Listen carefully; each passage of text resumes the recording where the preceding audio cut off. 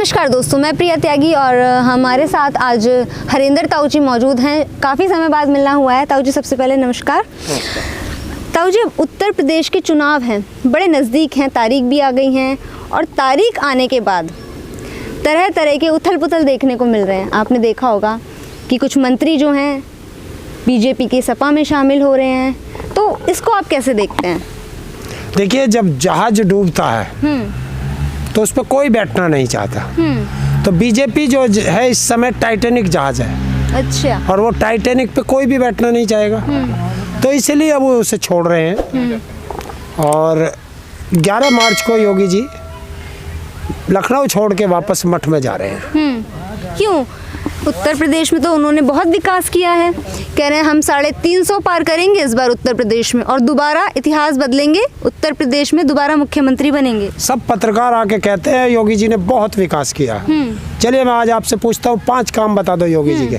तमाम हाईवे बनवा दिए, फ्री में हाईवे राशन सेंटर गवर्नमेंट का। हाँ। हाईवे सेंटर गवर्नमेंट का, तो उनके अंतर्गत ही तो आ रहे हैं। नहीं उसके कैसे आ जाएगा? क्यों नहीं आएगा? हाईवे बना रहे हैं प्राइवेट ठेकेदार। हाँ। और वो अपना बना करके हमसे टैक्स वसूलेंगे, तो वो सरकार के अंडर में आता ही नहीं। अच्छा, यहाँ तक पहुँचा है कुछ काम है? जिस तरीके की वो योजनाएं निकालते हैं, तमाम योजनाएं आपने देखी होंगी। अब मैं योजनाएं नहीं गिनवाऊंगी, आप गूगल कर लीजिएगा, बहुत सारी योजनाएं। यही तो कहते हैं। हाँ, बहुत सारी गांव का किसान गूगल करेगा क्या? गांव का मजदूर गूगल करेगा क्या? अब इनके काम देखने के लिए अब हम बड़ा मोबाइल खरीदेंगे गांव का किसान। अच्छा। तब उसमें नेट डलवाएगा, तब इनका काम ढूंढेगा। तो इतना बेवकूफ देश की जनता आई हैं, बहुत सारी योजनाएं। यही तो मैं चाह रहा हूँ। सुमंगला कन्या योजना आई थी, उज्ज्वला योजना आई थी, इनका गरीबों के लिए काम करने के लिए बोला था। मिला है इसका लाभ गाँव में? देखो, एक चीज मिली थी, कन्या बाई अहिल्या की योजना थी, जिसके द्वारा कह रहे थे स्नातक की डिग्री जो है गरीब लड़कियों को फ्री में दिलवाई जाएगी। तो इसका लाभ पहुंचा है यहाँ पर? अब एक चीज बताओ, योगी जी ने कोई विश्वविद्यालय बनाया क्या जिसमें बच्चों को पढ़ाएंगे? तो जब विश्वविद्यालय तो पहले से बने हुए हैं, लेकिन तो और बनाने की जरूरत है क्या अभी? इतने सारे अभी देखो, यही तो मैं पूछना चाह रहा था। अब मैं पत्रकार को ले आया। हाँ। पत्रकार आ गए। सारे कॉलेज हैं, इतने सारी चीजें हैं, किस पर काम करने की जरूरत है? न तो शिक्षा के लिए स्कूल बनाया, ना बीमारी के लिए हॉस्पिटल बनाया। जो बने हुए हैं उनमें फैसिलिटी है ना? और फैसिलिटी तो आपने देखी नहीं है। ये ऑक्सीजन तक नहीं दे पाए कोरोना काल में। वो तो कह रहे हैं एक भी इंसान नहीं मरा ऑक्सीजन की कमी से। क्या आपने वो फोटो देखा था? मैंने देखा है। एक बेटी अपने पति को मुंह से ऑक्सीजन दे रही थी। देखी थी। तो इससे ज्यादा, इससे बड़ा सबूत वो भी तो आप जैसे पत्रकारों ने दिया था। लेकिन गाँव में तो कह रहे कोरोना नहीं आया है क्या? गाँव में कोरोना गाँव में आया है, लेकिन गांव के लोग टेस्टिंग नहीं करा पाए क्योंकि थी नहीं टेस्टिंग। तो वो लोग जैसे आम लोग जैसे मर रहे थे, वो ये नहीं पहचान पा रहे थे कि कोरोना में मर रहे हैं या कैसे मर रहे हैं। ये देखिए, कोई भी शमशान घाट ऐसा नहीं था जहां लाइन ना लगी हो लाशों की। अच्छा, एक चीज़ और मैं आपसे पूछना चाहूँगी। अभी हाल ही में केशव प्रसाद मौर्य, डिप्टी सीएम, वो एक पत्रकार को इंटरव्यू दे रहे थे और इंटरव्यू देते देते वो सवालों से कहीं ना कहीं बचते हुए नजर आए और पत्रकार के साथ साथ जो कैमरा पर्सन है उसके साथ भी बदतमीजी की और अपनी वीडियो डिलीट करवाई इंटरव्यू की। इसको आप कैसे देखेंगे? ये डर तो यही देख लो, एक डिप्टी सीएम पत्रकारों को किस तरीके से डांटता है और किस तरीके से जब वो फंस जाते हैं और अपनी वीडियो तक डिलीट करा देते हैं। एक प्रदेश का गृह राज्य मंत्री पत्रकारों को गालियां देता है, अपशब्द बोलता है सवाल करने पे, तो पत्रकारों को भी आज़ादी तो है नहीं। एक पत्रकार ने एक दिखा दिया था कि मिड डे मील में नमक रोटी बट रही है। वो पत्रकार है कहाँ आज की तारीख में? पता लगाओ, जेल के अंदर है बेचारा।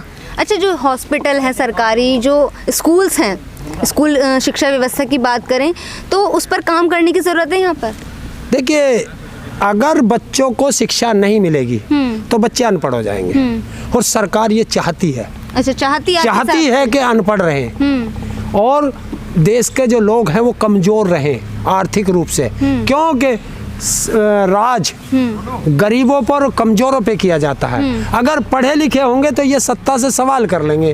अब इंटरनेशनल खिलाड़ी बैठा है, फोटो मत दिखाना उसका क्योंकि वह भी वो प्रेजेंट में भी खेल रहा है, इंटरनेशनल खिलाड़ी है, मेडल लेके बैठा है, ना तो रोजगार है, ना सरकार की तरफ से कोई सुविधा है, माँ बाप उसे कब तक विदेशों में खिलाते रहेंगे। मेडल लाएगा तो भारत का मेडल, खर्चा होगा तो उसके पिताजी का खर्चा। बताइए वो जमीन बेचे, घर बेचे, क्या बेचे कि उसे दोबारा मेडल लेने के लिए भेजे?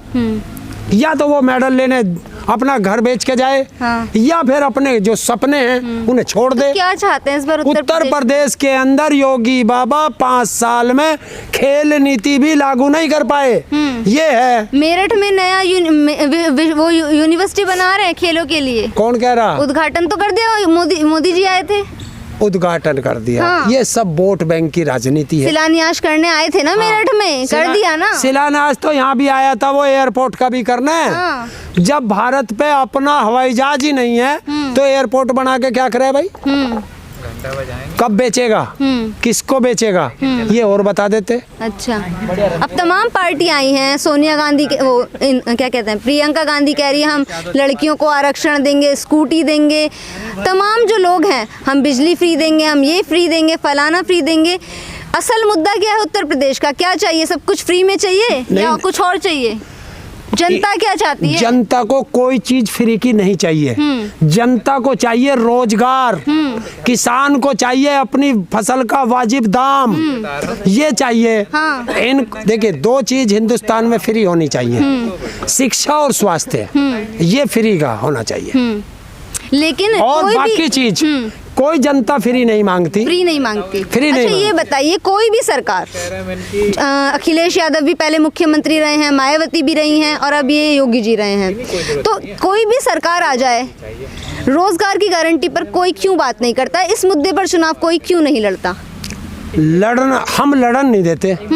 हम लोग स्वयं धर्म और जाति में बट जाते हैं और वो उसका फायदा उठा जाते हैं। तो इस बार भी सारी चीजों का फायदा मिलने वाला है इसके हिसाब से? नहीं, इस बार थोड़ा समझ आया है लोगों में, समझ आया। हाँ, धर्म और जाति से थोड़ा ऊपर उठ रहा है देश का वोटर, वो उठ रहा है। कहाँ उठता हुआ नजर आ रहा है आपको? कह रहे हैं हम फिर दोबारा काशी मथुरा, अब वहाँ की बारी तो अयोध्या, काशी, मथुरा की बारी, ये बात बोल रहे हैं। उनसे क्या हो, वो तो आप कह रहे हैं लोग समझदार हो गए, लेकिन ये दोबारा मंदिर और मस्जिद का मुद्दा उठा रहे हैं। धर्म संसद पर आपने देखा होगा, देखो क्या कुछ हुआ। मैंने सब चीज देख लिया। ये चाह रहे थे कि देश के अंदर वही जातिवाद का जहर घुल जाए, लेकिन प्रदेश की जनता समझ चुकी है। नहीं लड़ेंगे, कोई नहीं लड़े, ना हिंदू लड़े ना मुसलमान लड़े। क्यों? कि जब झगड़े होते हैं या तो हिंदू के मरते हैं या मुसलमान के मरते हैं, नेता क्यों नहीं मरता? जनता अब ये पूछना चाहती है कि झगड़े सारे हम ही करेंगे, मरेंगे हम ही, और तुम सत्ता की दलाली करोगे तो अब नेता मरेंगे, कोई देश प्रदेश की जनता नहीं मरेगी झगड़ों में। अच्छा, तो प्रधानमंत्री जी अभी पंजाब गए थे, वो कह रहे हैं मैं तो सुरक्षित नहीं हूँ देश में। और जो देखिए, जो भारत में अपने आप को सुरक्षित ना समझता हो वो पाकिस्तान चला जाए भाई। वो इनका तो मंत्री कहता था वो। तो अब किसान इतने उग्र होते जा रहे हैं क्यों? किसान ने क्या छेड़ दिया? हाँ। देखिए, जहाँ से मोदी घूमा वहाँ से 1.5-2 किलोमीटर दूर किसान बैठा था, और मोदी को पता है कि बम प्रूफ गाड़ी में बैठा है। 600 करोड़ साल की सुरक्षा के कर्मचारी उसके साथ लगे हुए हैं, 10,000 पंजाब पुलिस के जवान लगे हुए हैं। और अब जब एक वो होता है, जब गिद्दड़ के दिन ओले आते हैं ना, तो वो गांव की तरफ भागता है। अब जो कहते थे बीजेपी वाले, आरएसएस वाले कि मोदी है तो सब चीज मुमकिन है, तो मुमकिन है। आज हम कहते हैं कि हाँ मोदी है तो मुमकिन है। जो कहते थे 56 इंच का सीना है, शेर है, और शेर डर रहा किससे? बीजेपी के झंडे से। वहाँ तो बीजेपी का झंडा था, और इसी के नारे लग रहे थे। तो जब डरता है ना, इस चीज का असर पड़ेगा, क्योंकि पंजाब में भी चुनाव है और उत्तर प्रदेश के साथ साथ 5 राज्यों में चुनाव है, तो उस पंजाब की जो घटना थी जिसको प्रधानमंत्री और तमाम मीडिया चैनल्स ने दिखाया, जिस तरीके से दिखाया आपने भी देखा होगा, तभी तो हम इसका असर पड़ेगा आम अरे जनता तभी पर। तो हम कह रहे थे हाँ। कि बाजारू मीडिया है वो, और वो जो मोदी है हाँ। वो इमोशनल कार्ड खेलना चाह तो रहा था। लाखों करोड़ों लोग देखते हैं टीवी, हमारा चैनल तो 50, 60, 100, 200 तक रीच है। हाँ। तो बताइए कैसे पहुंचेगी आपकी बात? कि हमारी है, करोड़ों लोग हैं, टीवी चैनल ज्यादा लोग देखते हैं, मोबाइल फोन हर किसी के पास नहीं है, गांव में भी बहुत कम लोगों के पास ही मिलेगा। हाँ। हाँ। जब हम 13 महीने तक बॉर्डर पे बैठे थे, उन्होंने तो आपको दिखाया ही नहीं कौन बैठा था, किसान नहीं दिखाया ना, कौन बैठा था, और पूरी दुनिया को पता था, पूरी दुनिया को है। और मोदी रोज कहता था ये मुट्ठी भर किसान है, और ये वो मुट्ठी भर किसान है कि जो 56 इंच के सीने वाले को, जिसे शेर बताते थे, उसको नाक रगड़वा के रुलवाया और कानून वापस कराए। अच्छा। उन मुट्ठी भर किसानों ने। अच्छा। तो ये बात ऐसी जाएगी। तो वो तो गवर्नर का भी बयान आया था, आपने देखा होगा, सत्यपाल मलिक का बयान आया था कि जब मैं प्रधानमंत्री से मिलने गया था तो उन्होंने मुझे इस तरीके से कहा कि जब मैंने किसानों के मुद्दे पे बात की कि हमारे 500 के करीब लोग मर गए हैं, तो वो कहते हैं मेरे लिए मरे हैं क्या, बताइए। हाँ, तो यही तो हाँ। ये जनता देख रही है। हाँ। है? हाँ। क्या अगर किसान अपनी आवाज उठाते हुए शहीद होता है तो प्रधानमंत्री को ये शब्द कहने चाहिए? और पंजाब के वहाँ पर एयरपोर्ट पर बोलते हैं कि अपने मुख्यमंत्री से कहना मैं जिंदा लौट आया हूँ। तो फिर गया क्या होता? हाँ। गया क्यों था? लड्डू लेने गया था वहाँ। वहाँ डर गया कि खाली कुर्सी है, जनता को क्या जवाब दूंगा। तो एक चाल चली, जो वे 5-7 गाड़ियां रैली की तरफ जा रही थी, उन्हें आदेश किया गया कि वापस मोड़ो, प्रधानमंत्री के रास्ते पे आओ। बड़ा आरोप लगा रहे प्रधानमंत्री पे। क्यों? और वे बीजेपी के कहां से आ गए? हाँ। वो हिमाचल के लोग थे। अच्छा। तो रैली पंजाब में। आपको कैसे पता चल रहा है कहाँ से थे? क्या हाँ। बताओ, उनमें कोई एक भी सिख था क्या? पंजाब में तो सिख है, और वो गोल टोपी हिमाचल वाली में थे सारे, तिलकधारी थे, बीजेपी का झंडा था, मोदी के नारे थे। अच्छा। तो फिर किसान को बदनाम क्यों कर रहे हो? अच्छा, तो बदनाम करने की और उनसे चाल कह थी दो, मोदी से हाँ। मोदी से कह दो हाँ। कि जब 13 महीने के लिए हम तेरे दरवाजे पे पड़े थे, हाँ। जब तू हमसे नहीं मिला, तो आज तू हमारे बाहर आ रहा है, वापस हट, हम तेरे से नहीं मिलते हैं। अच्छा। अब ये बताइए, अब उत्तर प्रदेश में तमाम पार्टियां आई हुई हैं, उसके साथ साथ अब मुंबई यानी महाराष्ट्र की शिवसेना भी कह रहे हैं कि हम राकेश टिकैत जी से मिलने आएंगे और यहाँ से चुनाव लड़ेंगे। देखिए, क्या लगता है, सपोर्ट करेंगे? देखिए, हमें किसी से सपोर्ट करने की या उसकी जरूरत नहीं है। किसान हैं। हमने एक चीज कहा था, किसानों कि को तो हम वो किसान हैं। हाँ। अब के इस आंदोलन से हर राजनीतिक पार्टी के एजेंडे में, हर राजनीतिक पार्टी के जबान पे किसान का शब्द होगा, वो करा के दिखा दिया हमने। हाँ। इस समय तो सभी जो राजनीतिक पार्टियां हैं, किसानों का वोट कहीं ना कहीं बटोरने में लगी हुई हैं। तो क्या लगता है किसान किस तरफ जाएंगे? क्योंकि कांग्रेस भी कहती है हम किसानों के हित की बात करते हैं, अखिलेश यादव भी बोलते हैं, जयंत चौधरी भी बोलते हैं, अब आपके हैं वो भी कहते हैं, अब शिवसेना भी आ रही है। तो किस पर विश्वास करेंगे किसी पे? हम तो ये तो सब मन बढ़ाए बैठे। हाँ। इन्हें तो पता है किसको वोट देनी। अच्छा। हाँ। हाँ। कोई है, आ जाओ। हाँ, कोई उत्तर प्रदेश तो है, होगा। उत्तर प्रदेश है, सबका स्वागत है। हाँ। सबका स्वागत है, सबका स्वागत है। आओ, चुनाव लड़ो, क्योंकि चुनाव लड़ने का अधिकार सबको है। तो चुनाव लड़ने से तो हम किसी को रोक नहीं। यहाँ के लोगों का क्या मूड है, आपका क्या मूड है? देखिए, यहाँ तो बस अब साइकिल ही साइकिल है। अच्छा, साइकिल है। क्योंकि जब बीजेपी को ही दिख गया, बीजेपी में शोर मच गया हाँ।